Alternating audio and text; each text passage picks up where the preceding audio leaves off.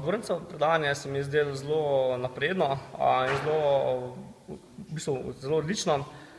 Predvsem pomembno je bilo tukaj noter, da razlagam kako vodenje ekipa, predvsem, da je razložil razlike med vodenjem ekipa oziroma vodenjem menedžerjev včasih in pa sedaj. Pokazal je, kako dejansko, da vodenje ekipe pomeni motivirati ljudi in pokazati, da so pomembni, da dejansko čim bolj jih dvignati, da čim več naredijo sami in da se znajo čim več med sabo pogovarjati in da so čim bolj samozadostni. Kaj od tega boste lahko uporabili pri svojem delu?